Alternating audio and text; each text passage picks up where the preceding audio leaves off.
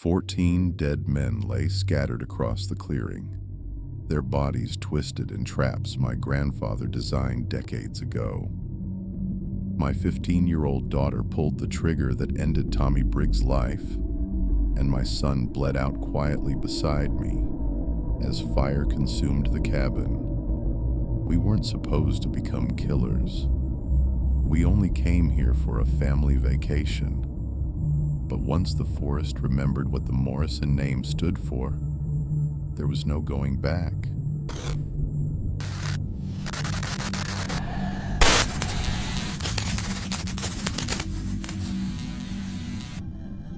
Part 1. Perfect Family Getaway. Some traditions should stay buried. The Morrison family had been making the trip to grandfather's cabin for as long as anyone could remember. Every summer, without fail, Mike would load up the SUV with camping gear. Sarah would pack enough food for a small army, and their 2 teenagers, Jake and Emma, would reluctantly abandon their phones for what had become their most treasured family tradition. The cabin sat nearly 40 miles from the nearest town, accessible only by a winding dirt road that seemed to disappear deeper into the forest with each passing mile. Mike's father had built the place himself back in the 70s, carving out a small piece of paradise in the heart of what locals called the Dead Zone, a stretch of wilderness where cell towers couldn't reach, and the nearest neighbor was at least 10 miles away. The old man had always been proud of that isolation, often joking that it was the perfect place to handle problems without interference. At the time, the family had assumed he meant dealing with stubborn plumbing or generator repairs. They had no idea how literal those words would prove to be. The cabin itself was a testament to Grandfather Morrison's craftsmanship. Solid oak logs, a stone fireplace that could heat the entire structure, and enough hidden storage spaces to stock supplies for months. Sarah had always marveled at how well prepared the old man had been for extended stays with root cellars, water filtration systems, and tool sheds that seemed designed for every possible emergency. Your grandfather believed in being self-sufficient, Mike would tell the kids, and they'd grown up believing that meant fixing your own roof and growing your own vegetables. Jake, now 17 and built like his grandfather, tall, broad-shouldered, and strong from years of high school wrestling, had taken over most of the heavy lifting duties that Mike's aging back couldn't handle anymore. Emma, 15 and possessing her grandfather's sharp intelligence and keen observation skills, had become the family's unofficial historian, documenting each trip with photos and stories that she planned to turn into a family memoir someday. The 2 siblings bickered constantly at home, but at the cabin, they fell into an easy partnership that reminded Mike of his own relationship with his father. This particular summer felt different, though none of them could articulate why. Maybe it was because it had been 2 years since grandfather's passing, and they were finally ready to fully claim the space as their own. Or perhaps it was the way the forest seemed unusually quiet as they unloaded their gear, with an absence of birdsong that made their voices carry further than usual. Sarah noticed it first, commenting on how the usual symphony of wildlife that had always welcomed them seemed muted, replaced by an oppressive silence that made even their footsteps on the wooden porch sound unnaturally loud. The first night passed peacefully enough. They grilled burgers on the old stone barbecue pit, played cards by lamplight, and shared stories about Grandfather Morrison, that had taken on an almost mythical quality over the years. Mike told his favorite about the time the old man had supposedly scared off a black bear just by staring it down and speaking in what he called his serious voice. Sarah shared memories of how grandfather had taught her to preserve vegetables and smoke meat, skills that seemed almost magical to someone who'd grown up in the suburbs.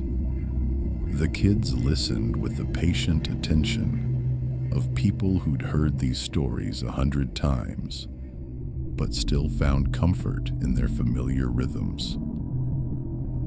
But as the evening wore on, Jake noticed something that made him uneasy. While exploring the expanded tool shed that grandfather had added in his final years, he'd discovered equipment that seemed far more sophisticated than simple cabin maintenance required. Industrial-grade winches, heavy-duty chains, and what appeared to be custom-built mechanical devices whose purpose wasn't immediately clear. When he mentioned it to his father, Mike had simply shrugged and said, "Your grandfather always liked his projects. He was probably building some kind of elaborate deer blind or something." Emma, meanwhile, had been drawn to a collection of journals she'd found in grandfather's bedroom. Leather-bound books filled with his precise handwriting that detailed everything from weather patterns to wildlife observations. Most entries were mundane, but scattered throughout were references to problem visitors and necessary measures that seemed oddly ominous for someone simply trying to enjoy retirement in the wilderness. She decided not to mention the journals to her parents, at least not yet, but she couldn't shake the feeling that grandfather had been keeping secrets from all of them. As they settled in for their second night, none of the Morrisons could have imagined that their peaceful family retreat was about to become something far darker. The locals in the nearest town had long memories, and the Morrison name carried weight that the family had never understood. Grandfather hadn't just been a harmless retiree seeking solitude. He'd been the boogeyman that parents in 3 counties had used to frighten their children into good behavior.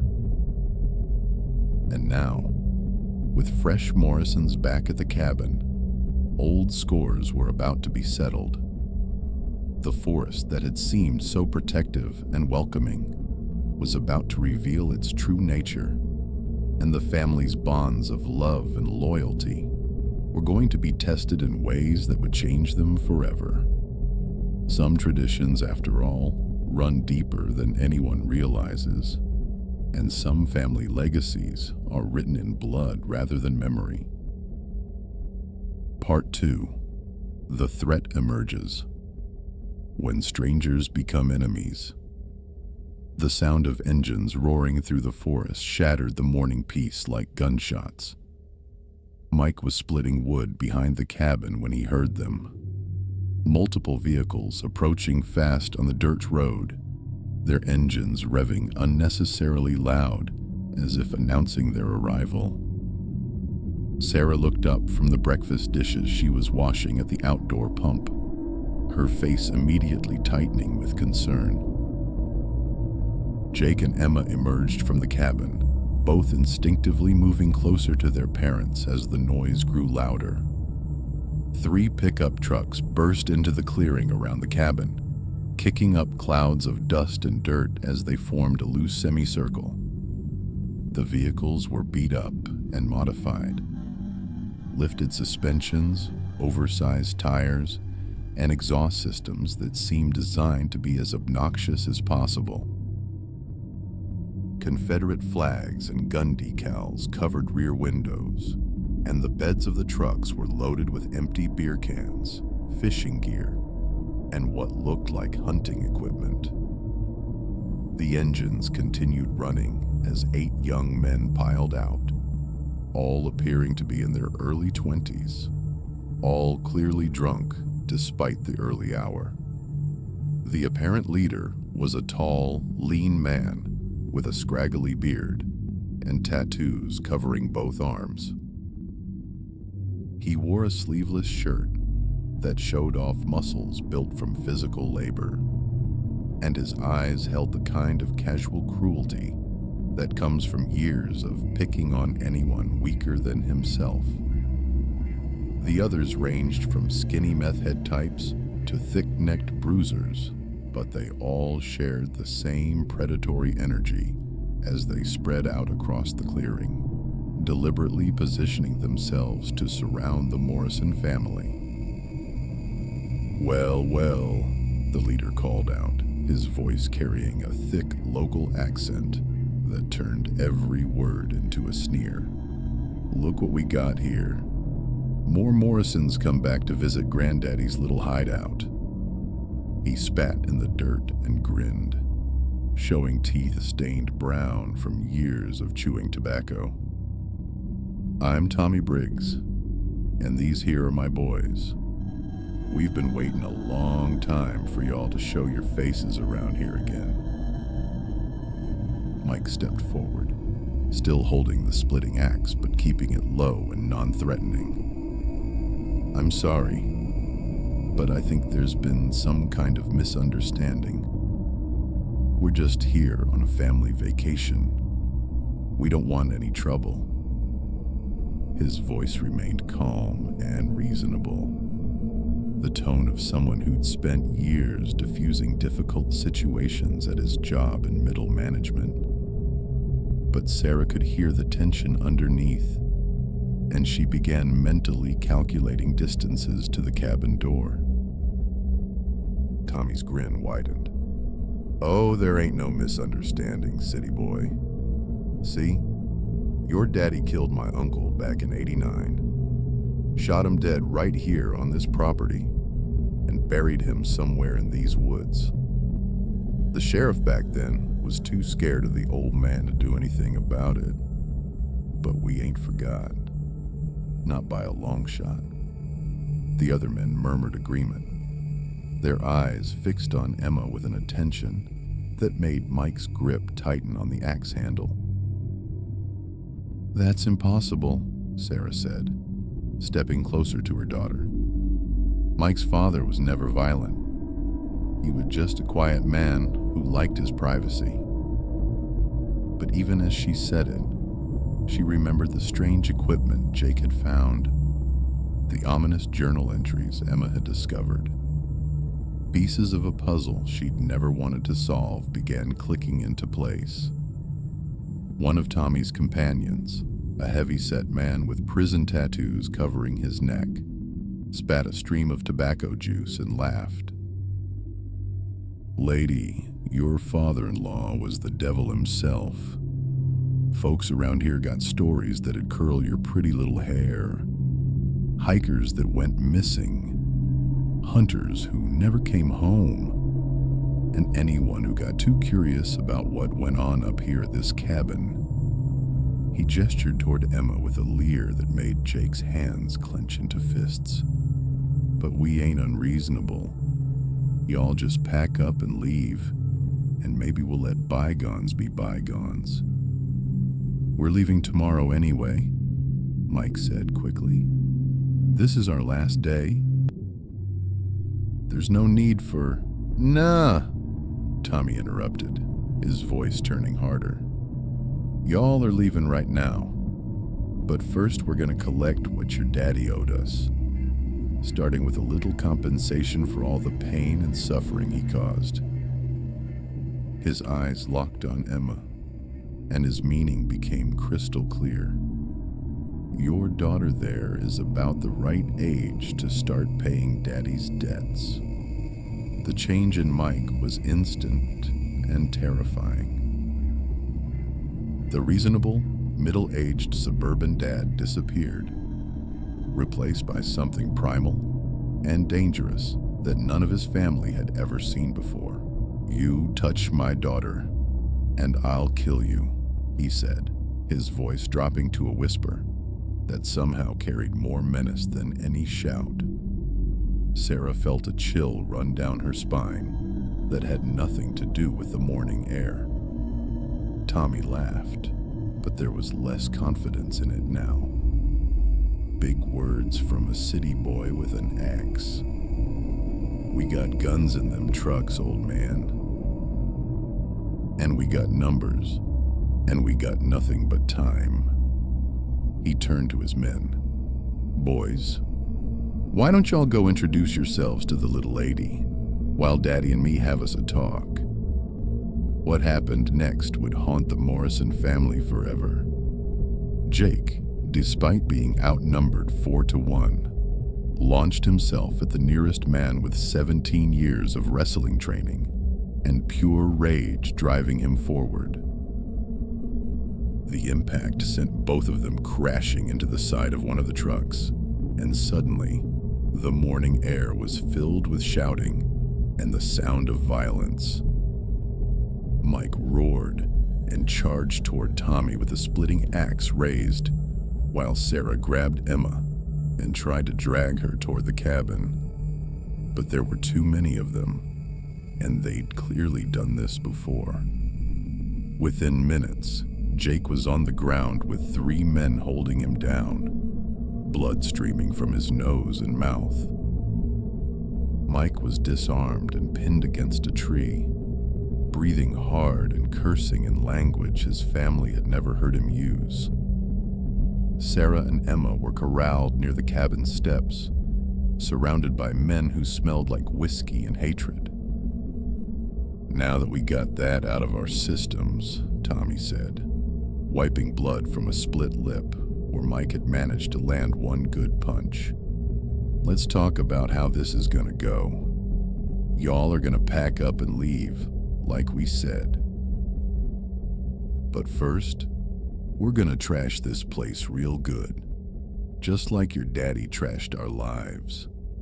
And maybe we'll have ourselves a little fun with the women folk, just to make sure the message sticks." He pulled a hunting knife from his belt and began walking toward Emma, who was pressed against her mother and trying not to cry. "Don't worry, honey. We'll be real gentle at first."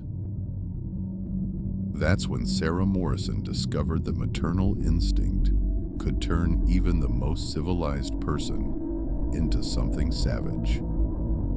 She broke away from the men holding her and threw herself at Tommy with a fury that surprised everyone, including herself.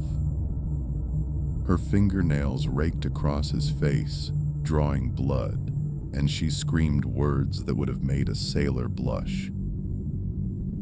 It took 3 men to pull her off, and by then the damage was done.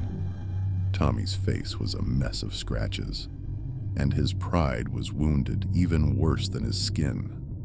"You stupid bitch," he snarled, backhanding Sarah hard enough to send her sprawling.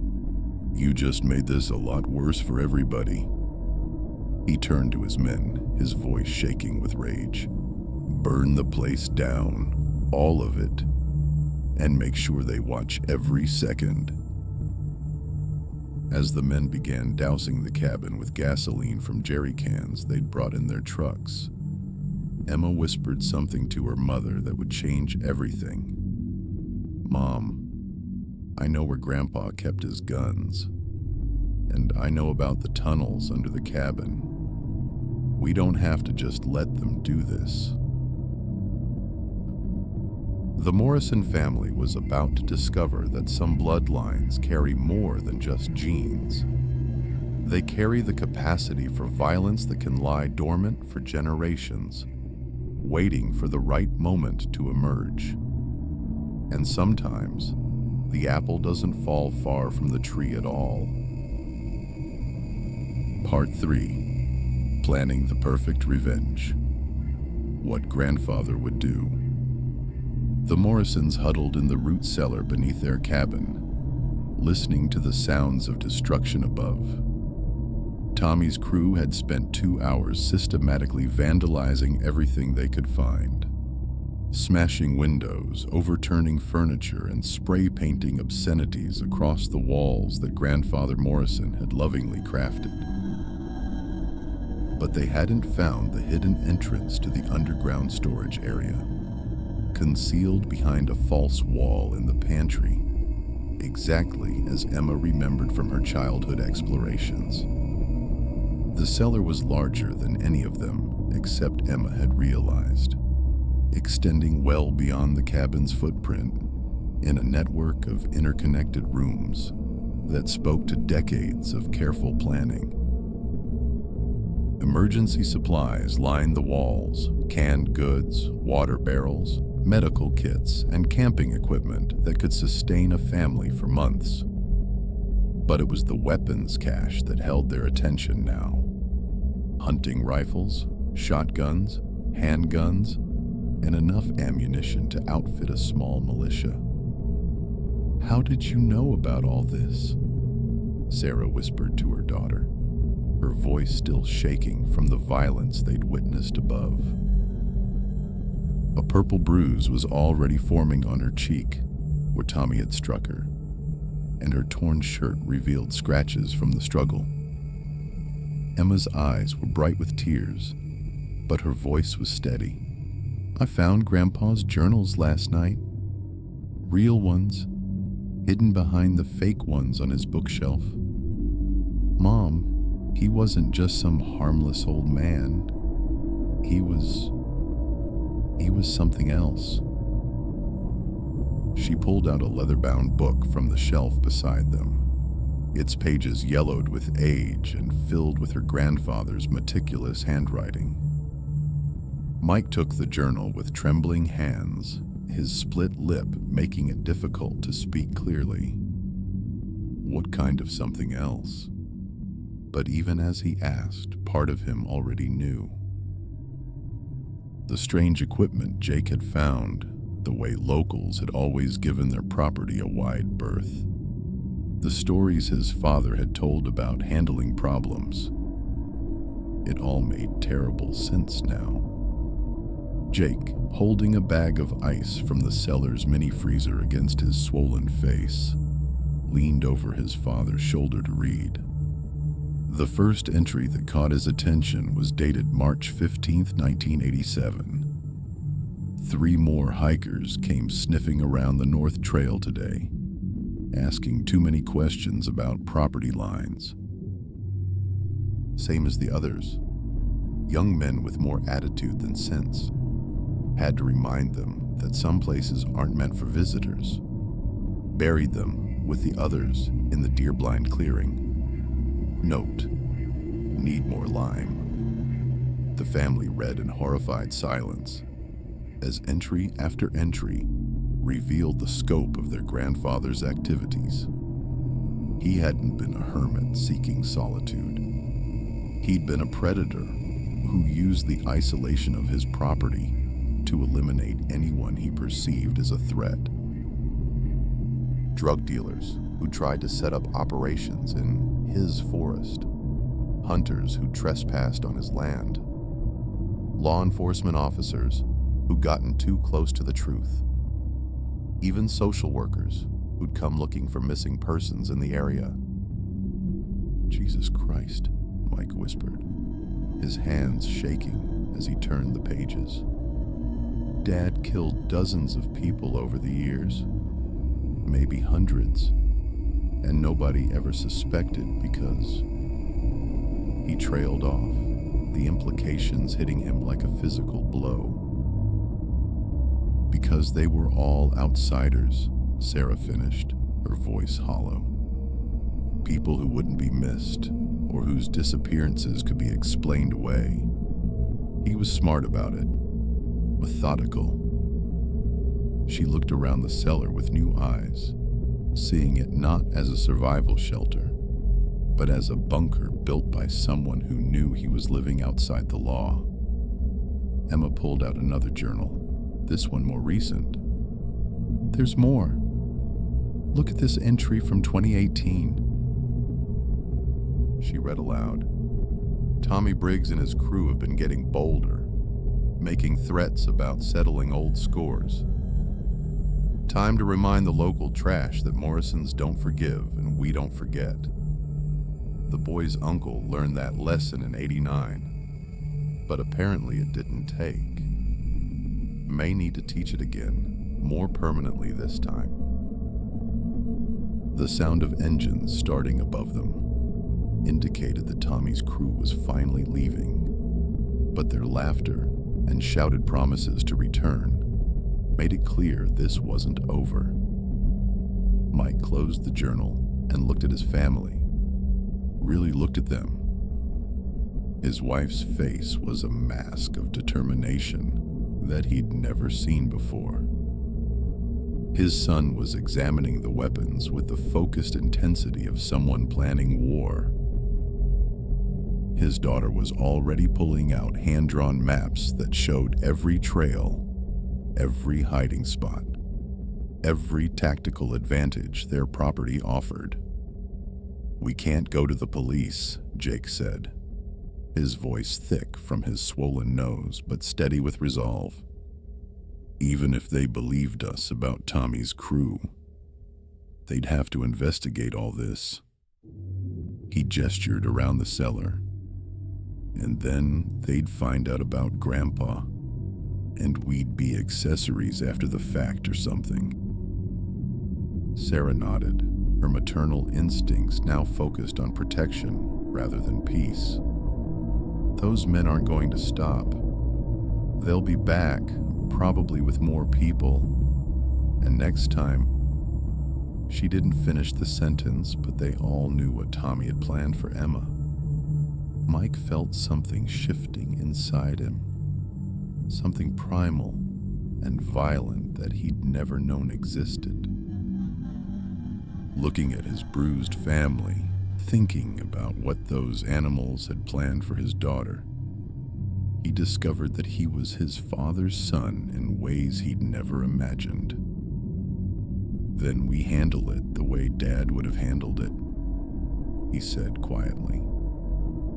Emma spread her grandfather's property maps across a wooden table, pointing to various marked locations. He was thorough about everything. "Look, he's got diagrams for different types of traps, instructions for setting up ambush points, even psychological profiles of the local families and their weaknesses." Her finger traced a route through the forest. "If Tommy and his friends are planning to come back, we can be ready for them." Over the next several hours, the Morrison family transformed from victims into something their grandfather would have recognized.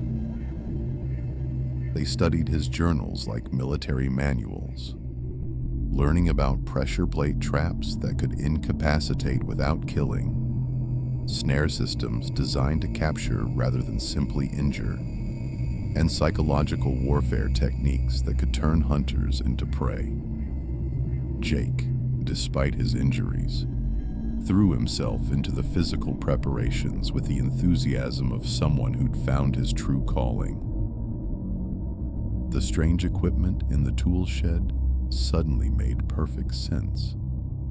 Cable systems for moving heavy loads silently through the forest, custom-built sound dampeners for weapons, even night vision equipment that was far more sophisticated than anything a simple retiree should have owned.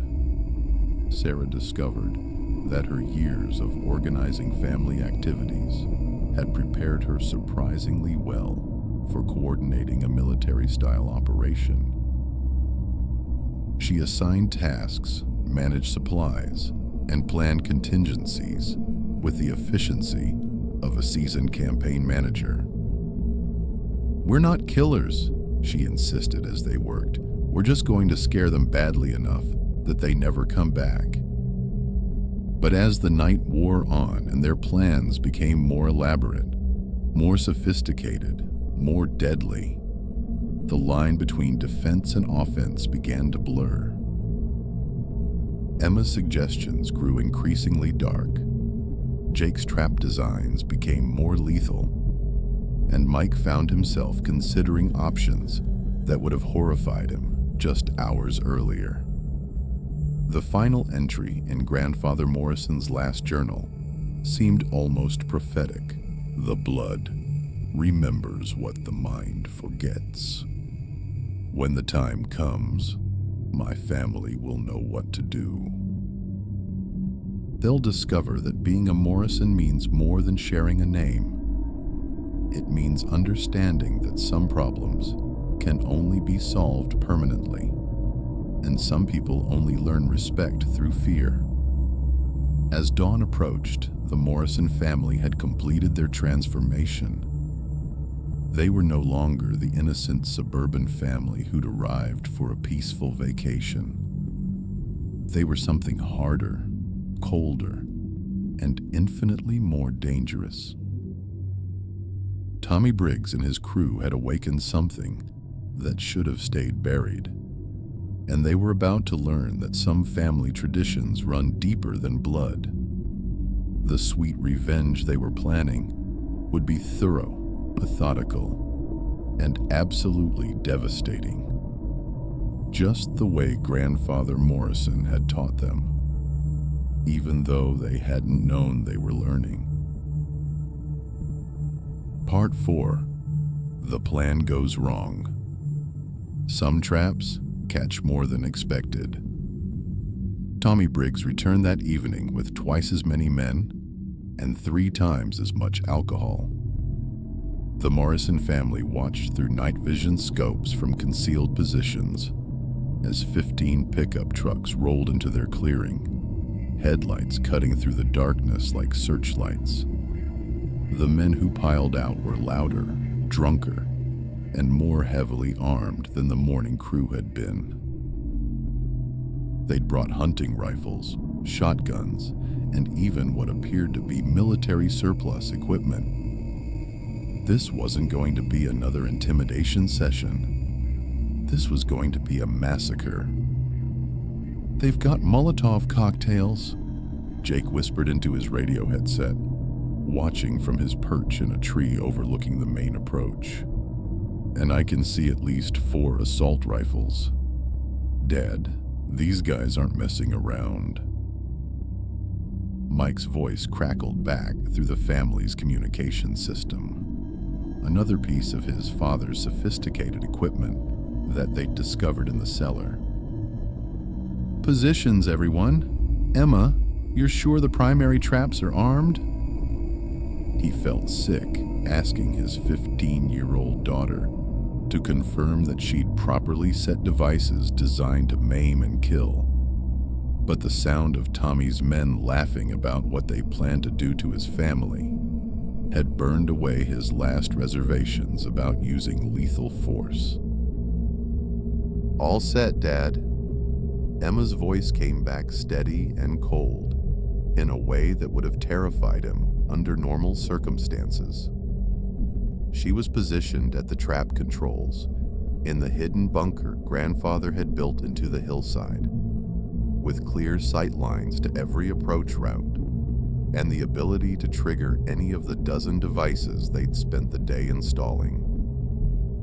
"They're walking right into the funnel, just like Grandpa's notes said they would." Sarah, crouched behind a fallen log with a hunting rifle that felt surprisingly natural in her hands, watched Tommy organizing his men into 3 groups.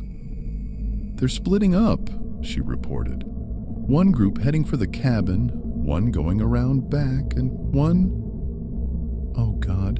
one's heading straight for Jake's position." The plan had seemed perfect when they designed it in the safety of the cellar. Channel the attackers into predetermined kill zones using psychological manipulation and carefully placed obstacles, then systematically eliminate them using traps, superior positioning, and the element of surprise. Grandfather's journals had made it all sound so clinical, so controllable. But watching 15 armed men spreading through their property with obvious intent to commit rape and murder, the Morrisons discovered that real violence was messier, more chaotic, and infinitely more terrifying than anything they'd imagined. The first trap triggered exactly as planned. 3 of Tommy's men followed a seemingly natural path between 2 large boulders, unaware that Emma had spent hours that afternoon installing a pressure plate system connected to a modified bear snare. The device was supposed to catch one person around the ankle, leaving him helpless but alive for interrogation. Instead, all 3 men stepped on the trigger plate simultaneously, and the steel cable that snapped tight caught them at chest level, clotheslining them with enough force to break necks. The sound was horrifying. Not the clean snap they'd expected, but a wet crunch followed by gurgling screams that seemed to echo through the entire forest. Emma's voice came over the radio, high-pitched with panic. "Dad, that wasn't supposed to happen. They're not moving. I think they're dead." "Stay focused," Mike whispered back, but his own voice was shaking as he watched Tommy's remaining men react with military precision to the deaths of their companions. These weren't the drunken amateurs he'd expected. Some of them clearly had combat experience, and they were adapting to the threat faster than his family's plan had accounted for. "Sarah, they're flanking your position. You need to move now." But Sarah was frozen, staring at the 3 bodies tangled in the cable system. She had never seen violent death before, and the reality of what they'd done hit her like a physical blow. These had been someone's sons, maybe someone's fathers, and now they were just meat and blood cooling in the night air. The rifle slipped from her nerveless fingers as she fought the urge to vomit.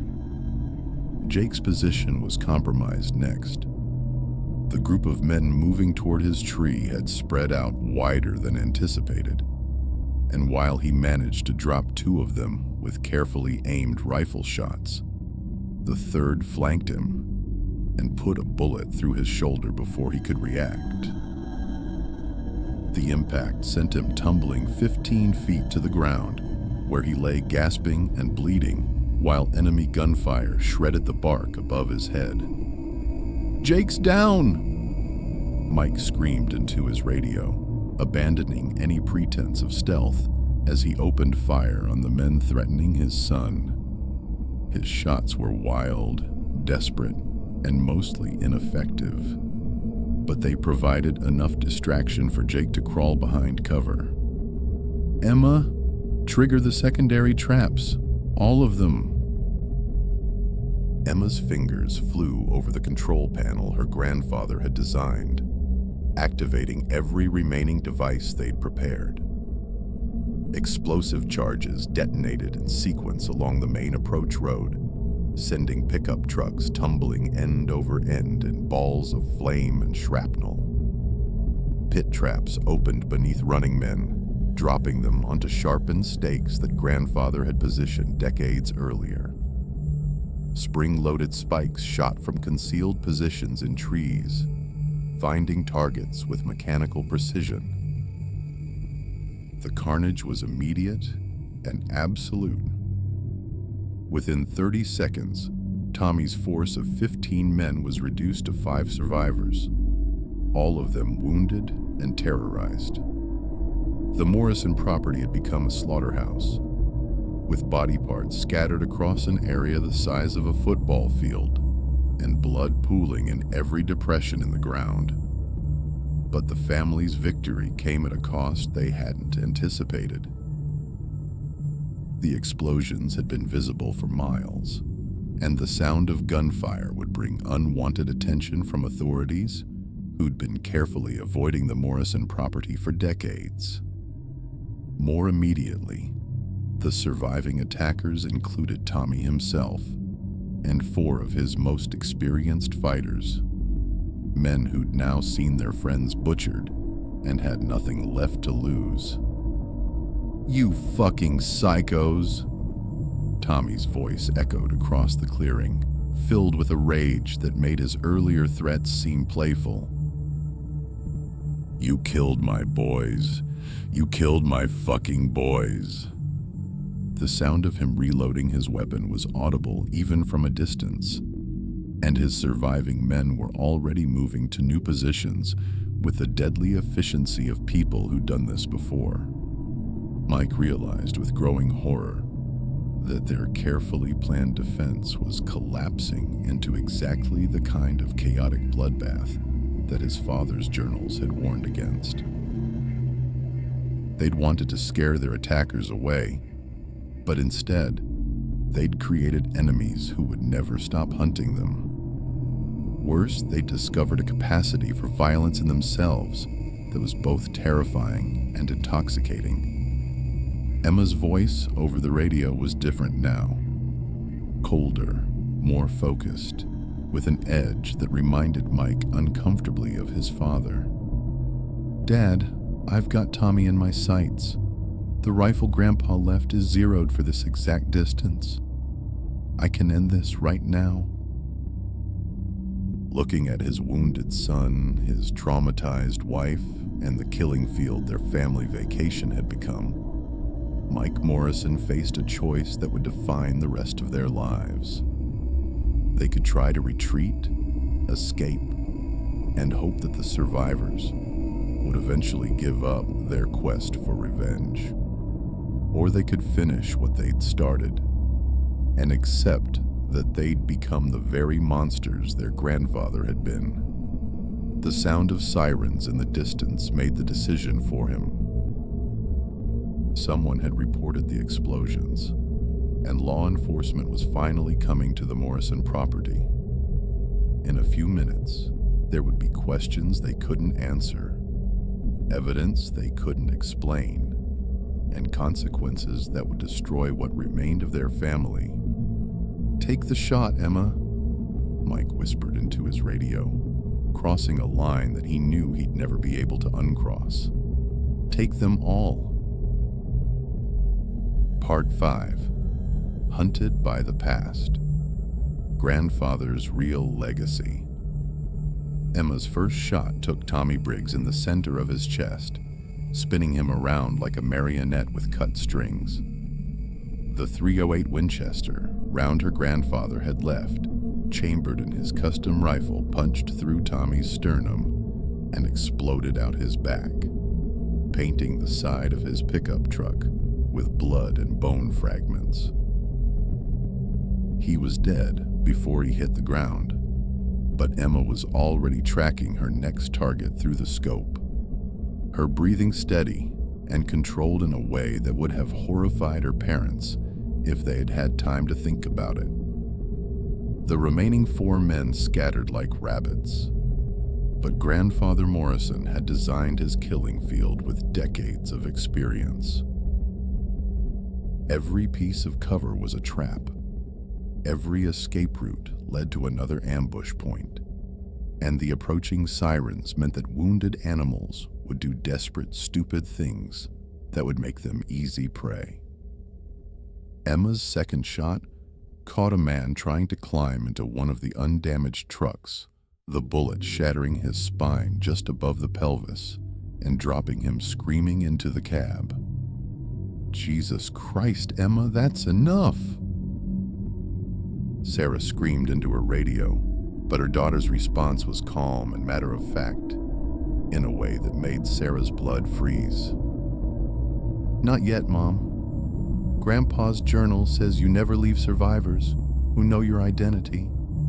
It just creates bigger problems later." Emma's third shot was perfect. A clean headshot that silenced another man mid-scream and left his body twitching in the dirt. 2 more, then we start cleanup. Mike was crawling toward Jake's position, trying to reach his wounded son while staying below the line of fire, when he noticed something that made his stomach clench with terror. The sirens weren't getting closer. They were getting farther away. Whoever had called in the disturbance had been redirected or called off, which meant that law enforcement was still avoiding the Morrison property. But that also meant that someone else was coming. Someone with enough influence to turn away police units and enough knowledge of the family's history to know exactly what they'd find. The fourth man made it almost to the tree line before Emma's bullet found him. But her final shot at the last survivor went wide, clipping his shoulder instead of dropping him cleanly. The wounded man disappeared into the forest with a scream of rage and pain that promised this nightmare was far from over. Emma's voice crackled over the radio, frustrated and angry. "Damn it, he got away. Grandpa would have made that shot." "Emma, get down here now," Mike ordered, finally reaching Jake and discovering that his son's shoulder wound was worse than it had initially appeared. The bullet had shattered his collarbone and was still lodged somewhere near his lung, causing a slow but steady loss of blood that turned Jake's face gray with shock. "We need to get Jake to a hospital, and we need to figure out how to explain all this." But Sarah, who was staring at the carnage surrounding their family cabin, realized that explanation was no longer an option. 14 men lay dead across their property, killed by weapons and traps that would be traced back to the Morrison family within hours. The surviving attacker would spread word of what had happened, and more would come. Friends, relatives, law enforcement, maybe even federal agencies who'd been tracking the disappearances in this area for decades. "We can't explain this," she said quietly, her voice carrying across the clearing with deadly certainty. "Look around, Mike. Look at what we've done. Look at what we've become." She gestured toward the blood-soaked ground, the scattered body parts, the evidence of systematic slaughter that surrounded them. "We're not victims anymore. We're the monsters now." Emma emerged from her sniper's nest, carrying her grandfather's rifle, like she'd been born to it. Her young face spattered with blood and dirt, but her eyes bright with an excitement that made Mike's skin crawl. "Mom's right, Dad. Grandpa's journals explain everything. Once you cross the line, you can't go back.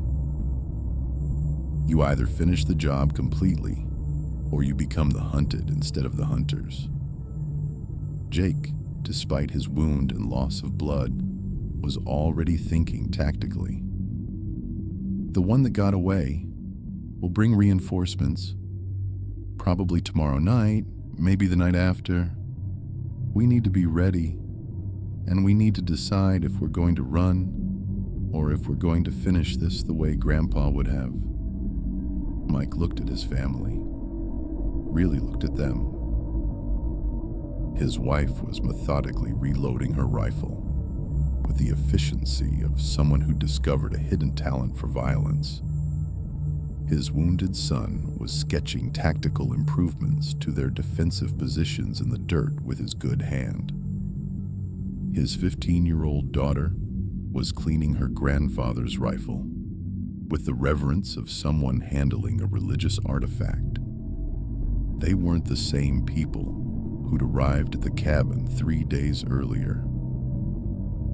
Something fundamental had changed in all of them, something that went deeper than trauma or self-defense. They discovered a capacity for coordinated violence that felt natural, almost genetic, as if they'd been sleepwalking through their suburban lives until this moment woke them up to their true nature. The sound of vehicles approaching made them all freeze. But these weren't the loud, modified trucks of Tommy's crew. These were quieter, more professional, and they were coming from the main road rather than through the forest. Mike grabbed his binoculars and scanned the approaching convoy, his blood turning to ice when he saw what was coming. "Federal agents," he whispered. 3 black SUVs, probably FBI or DEA. "They're not here about tonight. They're here about Dad." The implications hit him like a physical blow. The authorities hadn't been avoiding their property out of fear or incompetence. They'd been conducting a long-term investigation into the disappearances, and tonight's violence had given them the excuse they needed to move openly.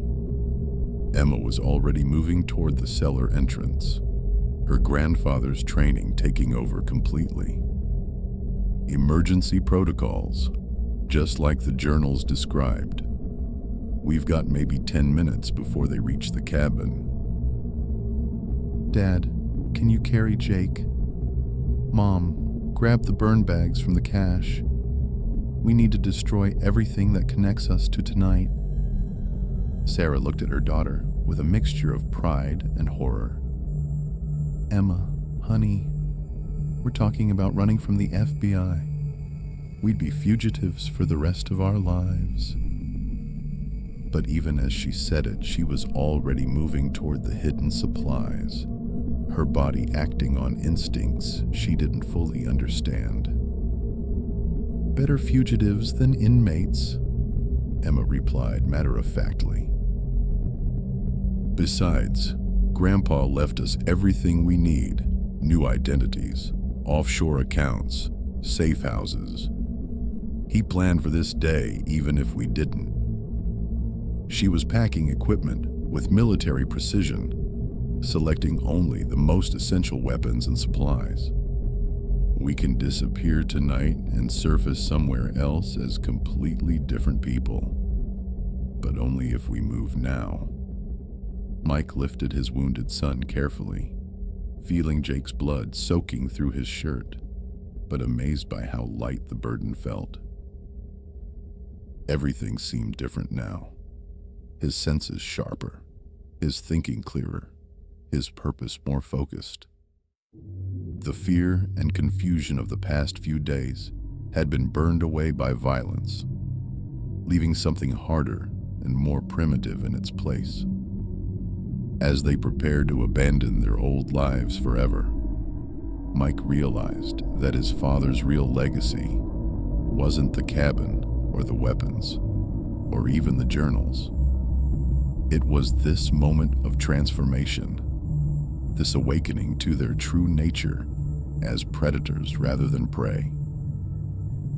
The Morrison blood ran deeper than any of them had realized, and now that it had been awakened, there would be no going back to the innocent suburban family they'd pretended to be. The sweet revenge they'd taken tonight was just the beginning. They discovered who they really were, and they liked it. Part 6. The Terrible Victory. When revenge consumes everything. 6 months later, the Morrison family no longer existed. In their place were the Andersons, Michael, a freelance security consultant, Susan, a homeschool teacher, Joshua, a gifted student recovering from a car accident, and Elena, a remarkably mature 15-year-old with an unusual interest in precision shooting sports. They lived in a modest house outside Bend, Oregon, their new identities crafted with the same meticulous attention to detail that Grandfather Morrison had applied to everything else. The transformation had been surprisingly easy.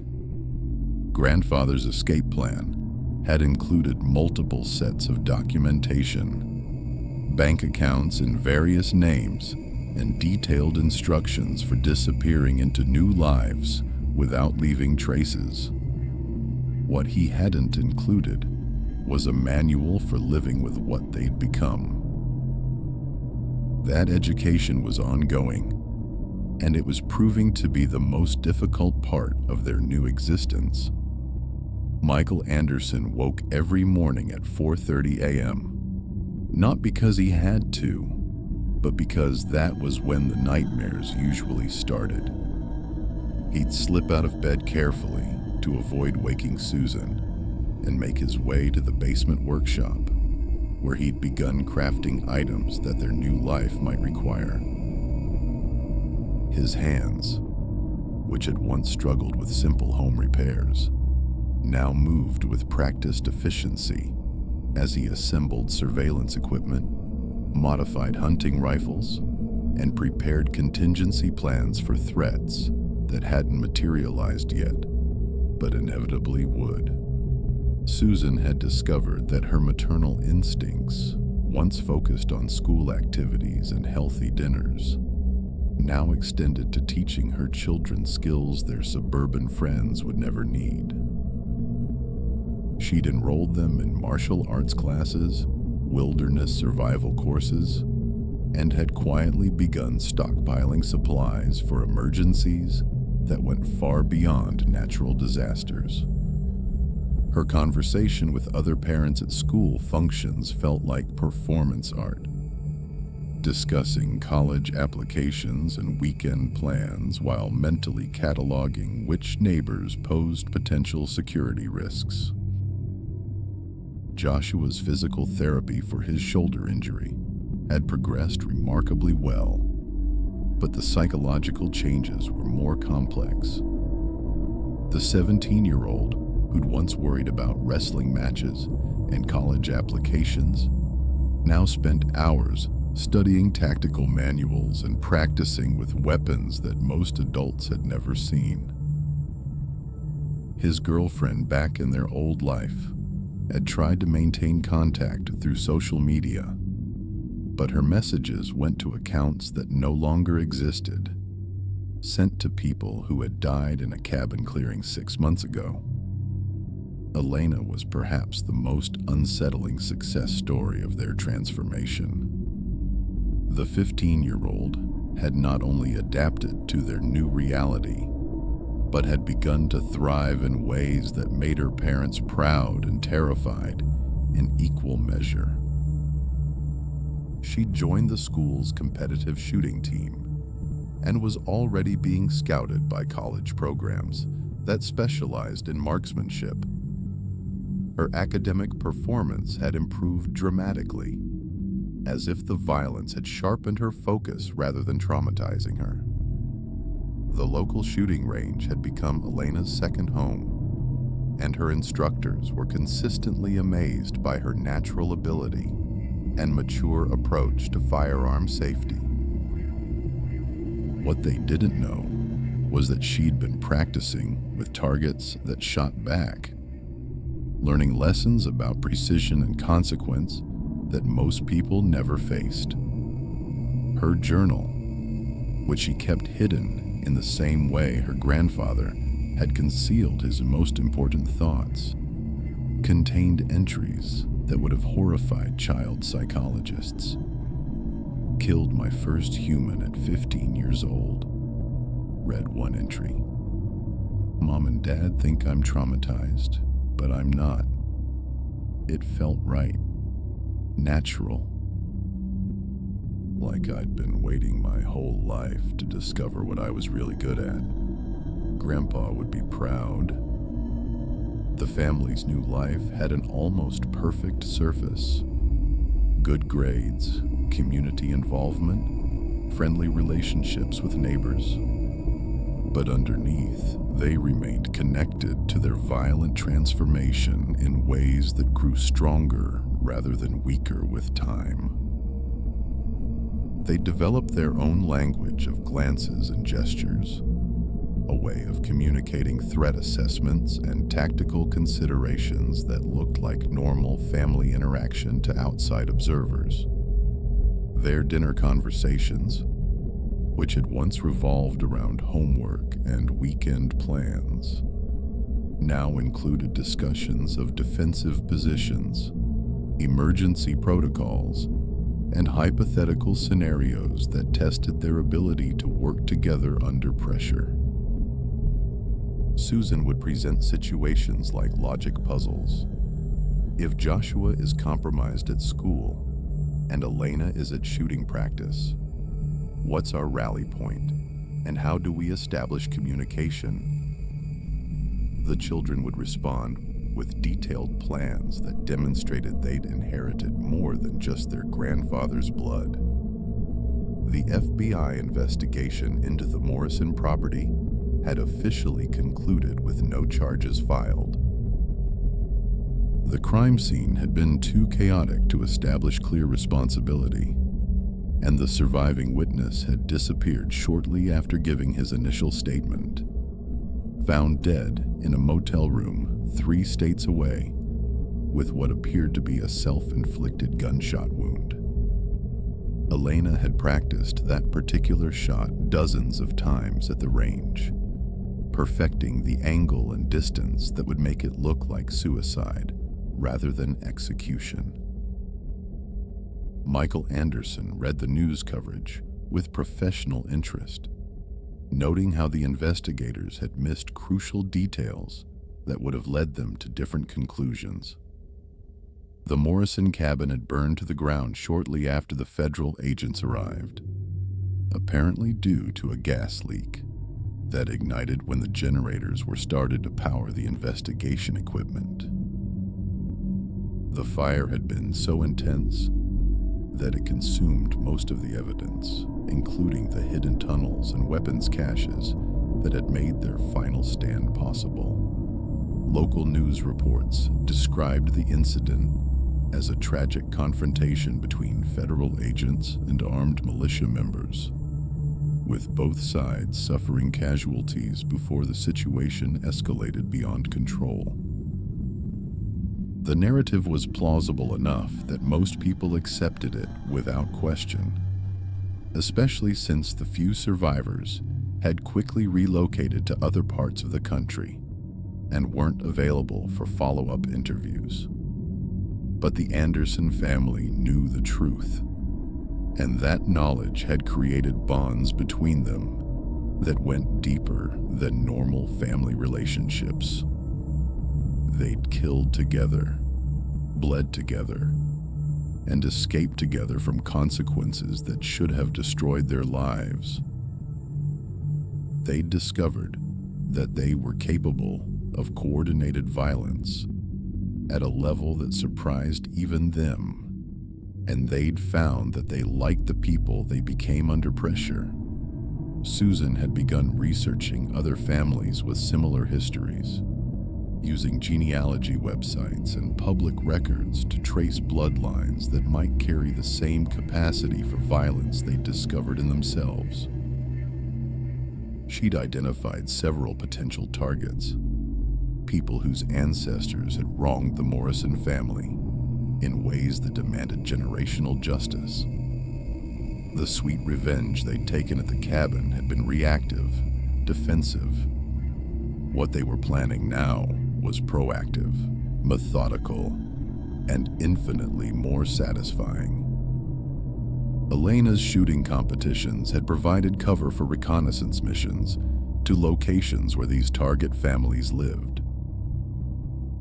Her tournament travel schedule gave her access to dozens of communities across the Pacific Northwest, and her innocent appearance made it easy to gather intelligence about potential victims without attracting suspicion. She'd begun keeping detailed files on family routines, security vulnerabilities, and optimal timing for operations that would look like accidents or random crimes. Joshua's college applications included schools near several target locations, and his essays about overcoming adversity through family support had impressed admissions officers who had no idea what kind of adversity he was actually describing. His chosen major in criminal justice would provide useful knowledge for their future activities, and his physical conditioning had progressed to the point where he could carry out operations that required both stealth and violence. The Anderson family had achieved something remarkable. They transformed a traumatic encounter into a catalyst for discovering their true nature. They'd learned that they were predators rather than prey, that they functioned best when working together toward violent goals, and that the satisfaction of taking revenge was addictive in ways that made returning to normal life impossible. Their grandfather's legacy lived on, not just in the skills and equipment he'd left them, but in the understanding that some families are born to be hunters. The sweet revenge they'd taken at the cabin had been just the beginning of a much larger story, one that would play out over generations as they systematically eliminated everyone who had ever wronged their bloodline. The Morrison name was dead, but what the Morrisons had become was very much alive, and they were just getting started.